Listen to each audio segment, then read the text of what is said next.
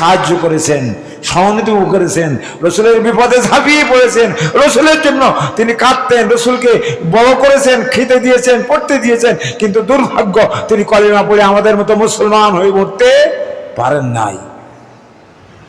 সব থেকে কম আযাব হবে আবু তালিবের, তার পায়ে একটা আগুনের জুতা পরায় দেওয়া হবে। কি দেওয়া হবে? সেই জুতার অ্যাকশন এত বেশি হবে, নাক কান দিয়ে গিলুগুলো ফ্যানের মতো বের হতে থাকবে। রসুলের চাচা কিন্তু রসুলকে খুব সহযোগিতা করেছেন, পয়সা দিয়েছেন, টাকা দিয়েছেন ইসলামের জন্য, আর বলেছিলেন বাবা আমি শেষ সময় ইসলাম গ্রহণ করব, আমি একজন নেতা মানুষ, কুরাইশ নেতা, আমি যদি এক্ষুনি ইসলাম গ্রহণ করি লোকে আমাকে কাপুরুষ বলবে, নতুন ধর্ম গ্রহণ করতে গেলে সময় লাগবে। রসুল শেষ সময় যে হাজির হচ্ছে। আমার বন্ধুরা, ছোট্ট ছোট্ট সোনামণি কচি কাচারা, পর্দার অন্তরালে যে সমস্ত মা বোনেরা আমার কথা শুনছেন, সকলের প্রতি রইল পবিত্র রবিউল আউয়াল চাঁদের তৃতীয় জুমায় আপনাদের সকলের জন্য আমার পক্ষ থেকে আন্তরিক সালাম। আসসালামু আলাইকুম ওয়া রাহমাতুল্লাহি ওয়া বারাকাতুহু।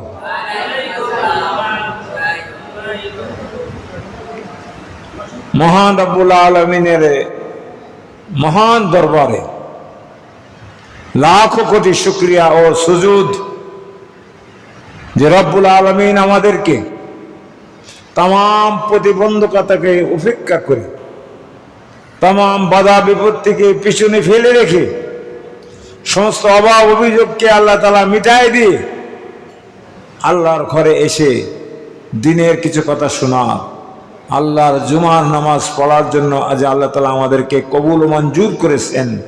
আমরা প্রথমে সেই আল্লাহর দরবারে খুশি না বেজার? আর একটু জোরে বলেন, খুশি না বেজার? অল্প না বেশি?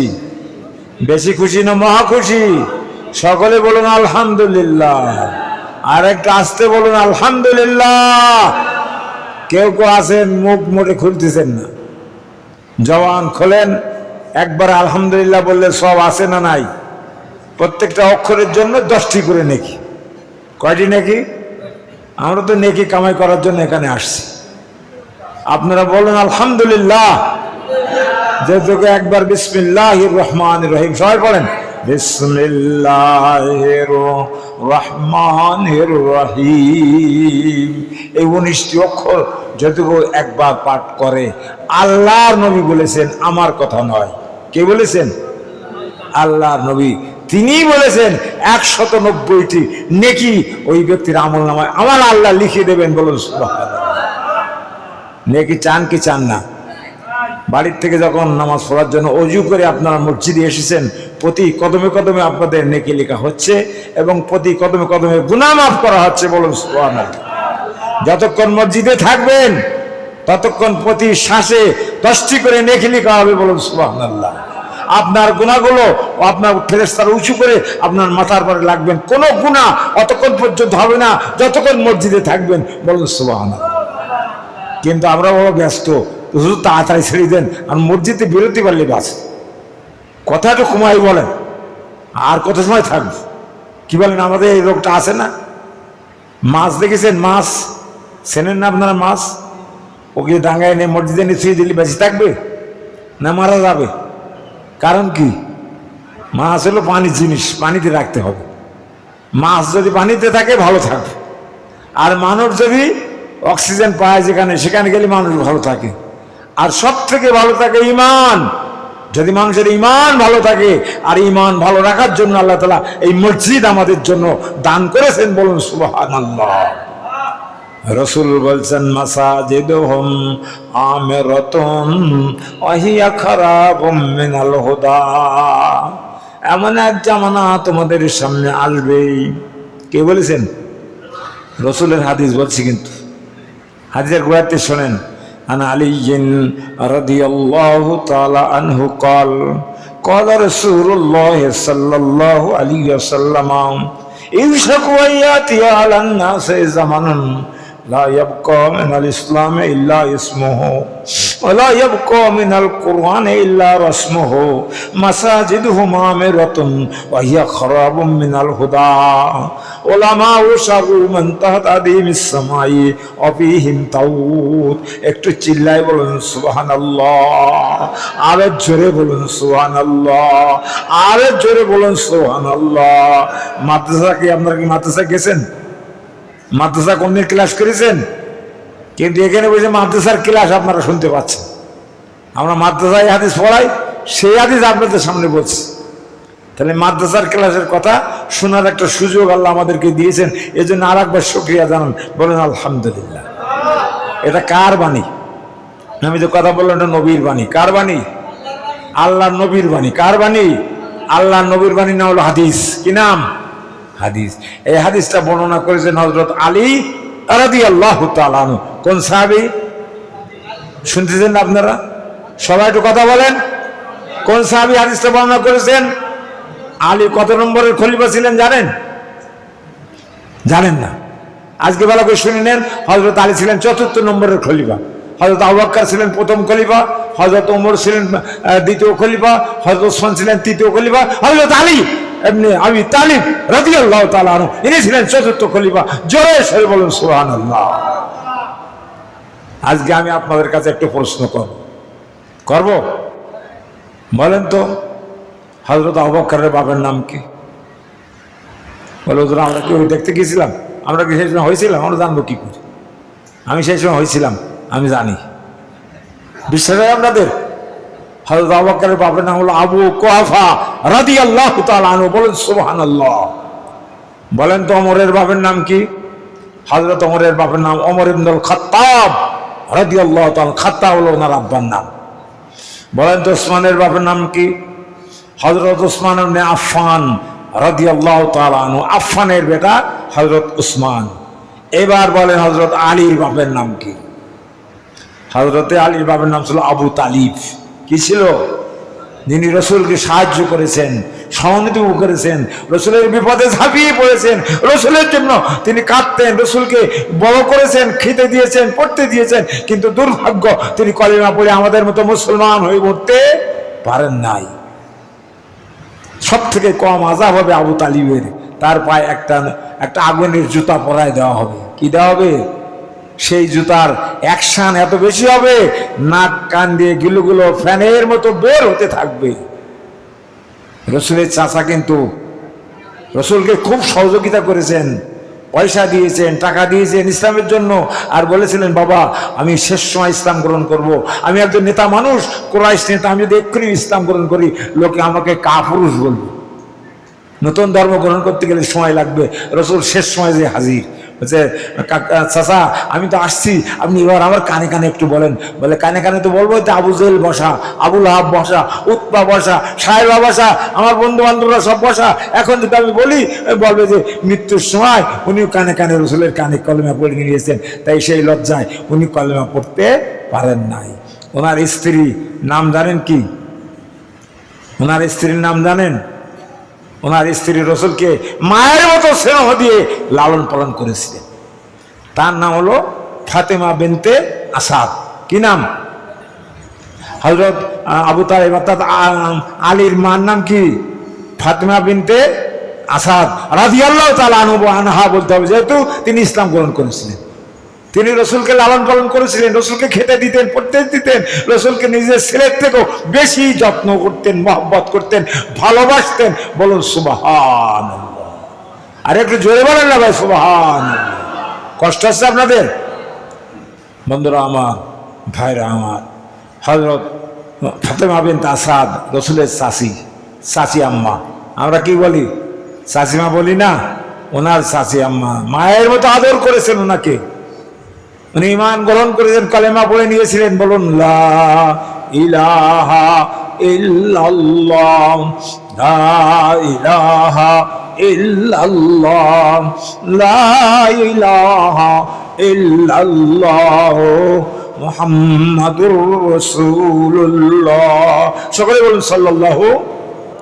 হযরত ফাতেমা বিনতে আসাদ কার চাচি? নবীর চাচি। উনি নবীর কাছে একটু দাবি করেছিলেন, উনি কেমন নেকবক্ত মহিলা ছিলেন শোনেন। প্রতিদিন বাড়িতে কাবাগা তো দেখা যায়, কাবার চত্বরটা প্রতিদিন উনি ঝাড়ু দেওয়ার জন্য আসতেন। কি ঝাড়ু দিতেন? কাবার চত্বর ঝাড়ু দিয়ে পরিষ্কার করতেন। আমরা কাবাগর মসজিদ ঘর ঝাড়ু দিতে চাই না। আমি খতিব, আমি মৌলানা, আমি হাজি সাহেব, আমি সেক্রেটারি, আমি আবার ঝাড় দেবো কেন? ঝাড় দিয়ে যাই আবদুল্লাহ দিকে, যে ও গরিব মান গইতে ঝাড় দিক, ঝাড় দিয়ে যাই শহীদুল্লাহ দিক, অমুক দিক তমুক দিক, আমি ঝাড়ু দেবো না। হযরত ইব্রাহিম আলাইহিস সালাম নবী ছিলেন না? কে ছিলেন? আমাদের মতো মানুষ ছিলেন নবী, যার কথা কোরআনে আছে না নাই? সেই ইব্রাহিম আলাইহিস সালাম আমাদের কি হন? জাতির পিতা। মিল্লাতাম আবিকুম ইব্রাহিম হুয়া সাম্মাকুমুল মুসলিমিন। মিল্লাত আবিকুম ইব্রাহিম, তিনিই হলেন মুসলিম জাতির পিতা। আমাদের দেশে আজ একজন পিতা, কাল একজন পিতা। এখন পিতা থাকে, নাম মুছে যায়। পাকিস্তানের পিতা ছিল কায়েদ আজম, নাম মুছে গেছে। বাংলাদেশের পিতা একজন ছিল, আপনারা তার নাম দেখবেন মুছে যাওয়ার পথে, কয়দিন পরে দেখবেন যে মাজারও আর নেই, খুঁজে পাওয়া যাচ্ছে না। 32 নম্বর বাড়ি আছে, ভেঙে চুরি দিয়েছে না? ওইরকম কখন দেখবেন যে ভেঙে চুরি দিয়েছে, সব পাওয়া যাচ্ছে না খুঁজে। কিন্তু ইব্রাহিম আলাইহিস সালামকে কেউ একটা নখের আঁচড় মারতে পেরেছে? কিয়ামত পর্যন্ত পারবে? পাবেন। আল্লাহ তাআলা তার নামটা কোট করে কোরআনুল কারীমের ভিতরে লিপিবদ্ধ করে দিয়েছেন, মিল্লাতা আবিকুম ইব্রাহিম। আমি ইব্রাহিম আলাইহিস সালামকে তোমাদের জন্য জাতির পিতা হিসাবে পাঠিয়েছি। একটু জোরে বলুন সুবহানাল্লাহ। ওয়া সাম্মাকুমুল মুসলিমিন, তিনিই তোমাদের নাম রেখেছেন মুসলমান হিসাবে। একটু জোরে বলুন সুবহানাল্লাহ। বন্ধুরা আমার, ভাইরা আমার, আমি সেদিকে যাব না আজকে, আমার ওইদিকে যাওয়ার কথা নয়। ওদিকে গেলেও এই এক আওয়াজই শেষ হয়ে যাবে, একদম ওদিকে যাওয়া যাবে না। সন্ধ্যার পরে আমাদের এখানে তো বিশাল মাহফিল আছে, এছাড়া সব মাহফিল প্রতি বছরের ন্যায় এবার অনুষ্ঠিত হবে। শুনেছেন তো আপনারা নাকি? আপনারা আজকে সবাই বাজারে সকাল সকাল বাজার থেকে চলে আসবেন। খবরদার। সূরা আহজাবের 21 নম্বর পারা, সূরা আহজাবের 21 নম্বর আয়াতটা তেলাওয়াত করেছি। কত নম্বর পারা? 21 নম্বর পারা, আয়াত নম্বর কত? 21। সূরার নাম কি? আহজাব। আয়াতটা কি?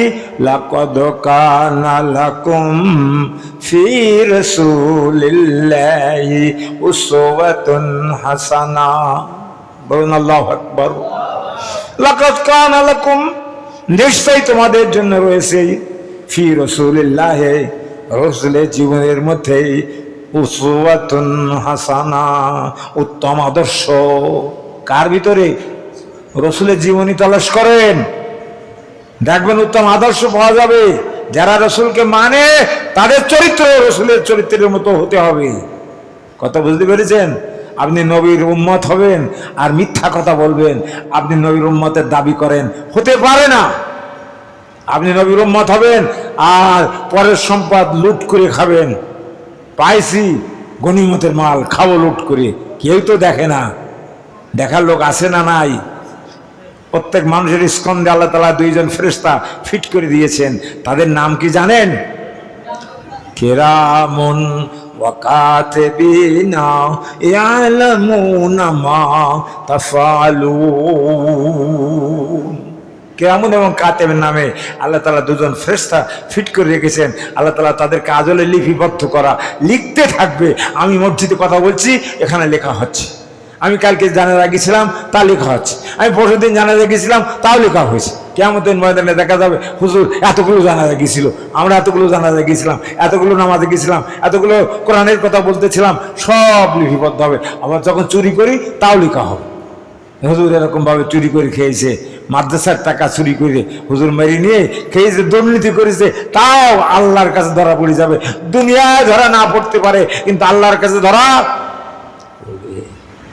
আপনি একজন মহিলার দিকে বদনজরে তাকাবেন, কেউ না দেখলেও দেখেন কে? আল্লাহ। আপনি যে না করেন, কেউ জানে না, রাতের অন্ধকারে সেটা দেখেন কে?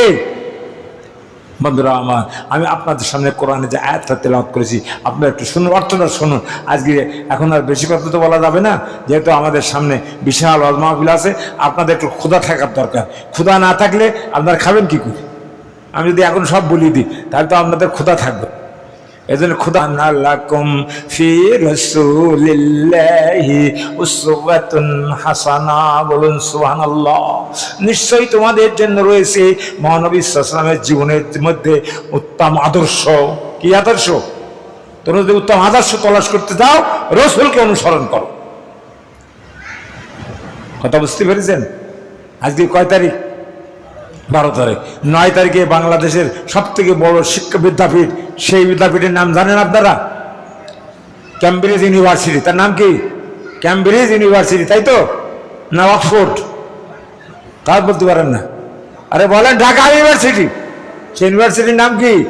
এর থেকে বড় ইউনিভার্সিটি বাংলাদেশে আর নেই। সেই ইউনিভার্সিটির একটা নির্বাচন হয়েছে, ছাত্র সংসদ নির্বাচন। সেই নির্বাচনে একদল ছাত্র পাশ করেছে, একদল ছেলে ফেল করেছে। যারা পাশ করেছে তাদের চরিত্র ভালো না খারাপ বলে মনে হয়? ভালো মনে হয়। তারা কোন দলের লোক? ইসলামী ছাত্র শিবির, বাংলাদেশ ইসলামী ছাত্র শিবির। তারা পাশ করার পরে আমি দেখলাম নিজে চোখে, মাঠে সব সিজদায় পড়ে গেছে, কাঁদছে সিজদায় পড়ে, বলে আল্লাহু আকবার। এটা হলো ইসলামী লোকের পরিচয়। তারা খুশি হয়েও আল্লাহর কাছে কাঁদে, হেরে গেলেও আল্লাহর কাছে কাঁদে, জিতে গেলেও আল্লাহর কাছে কাঁদে। এরাই হলো মুসলমান। আর এক দল আছে, তারা শুধু জিতার পরে শুধু তালিয়া বাজায়, তালিয়া বাজাও, তালিয়া বাজাও, আর উলঙ্গ নাচ দাও, ডান্স করো। তারা জিতার পরে সেটা করে। আর মুসলমান জিতার পরে কি করে? সিজদা দেয়। তাহলে এটা হলো মুসলমানের লক্ষণ, নবীর তরিকা। কোরআনের কথা আমাদেরকে বলতে হবে, কোরআনের সংসদ করতে হবে, কোরআন নিয়ে আমাদেরকে কবরে যেতে হবে। আপনারা কি রাজি আছেন? কোরআন আমাদের মাঝে আসুক, কোরআন আমাদের মাঝে থাকুক, কোরআন দিয়ে আমাদের সংসদ চলুক। এটাকে আপনারা চান? কে কে চান? দু হাত উঁচু করে তাকবীর বলেন, তাকবীর বলে যায়। আর মরার মতো তাকবীর বললে হয়, নারায়ে তাকবীর, নারায়ে তাকবীর, নারায়ে তাকবীর। নাসিরপুর জামে মসজিদ, নাসিরপুর জামে মসজিদ। আল্লাহর নবীর জীবনী সম্পর্কে শুনতে গেলে আমাদের অনেক কিছু শুনতে হয়। আমি একটি ঘটনা শুধু বলবো, যদি 2-1 মিনিট দেরি হয়ে যায় আপনারা আমার জন্য বদদোয়া করবেন না, সময় এখনো 5 মিনিট আছে। নবীর প্রেম কত বেশি, নবীকে আমাদেরকে ভালোবাসতে হবে জীবনের প্রতিটি পদক্ষেপ। কাকে ভালোবাসতে হবে? নবীকে ভালোবাসতে হবে। বন্ধুরা আমার, ভাইরা আমার, নবীর প্রেম যদি আমার ভিতরে থাকে, আল্লাহর মহব্বত আমার ভিতরে আসবে। আল্লাহ বলছেন, কুল্লিন কুনতুম তুহিব্বুনাল্লাহ ফাত্তাবিউনি ইউহিব্বুকুমুল্লাহ। হে রাসূল, আপনি বলে দিন, ইন কুনতুম তুহিব্বুনাল্লাহ, যদি তোমরা আল্লাহকে ভালোবাসতে চাও, ফাত্তাবিউনি, তোমরা আমাকে অনুসরণ করো। আমি নবী, আমাকে মেনে চলো জীবনের প্রতিটি পদক্ষেপ।